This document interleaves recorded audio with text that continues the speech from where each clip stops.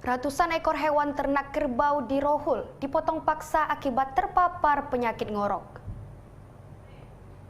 Sebanyak 235 ekor hewan ternak kerbau di 5 kelompok yang ada di 2 kecamatan Rambah dan Kecamatan Bangun Purba, Kabupaten Rokan Hulu, dipotong paksa akibat terkena penyakit ngorok. Sementara itu untuk hewan ternak kerbau yang mati hingga hari ini mencapai 99 ekor kerbau.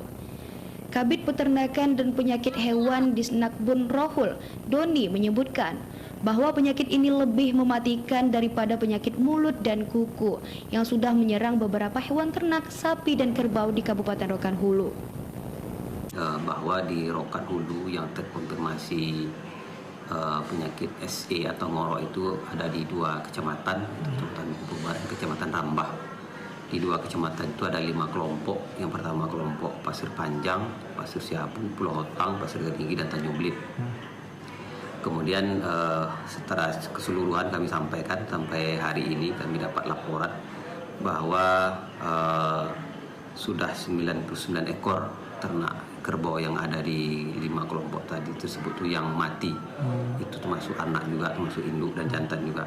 Kemudian yang sudah dipotong paksa itu sebanyak 230 ekor. Itu kondisinya sampai hari ini.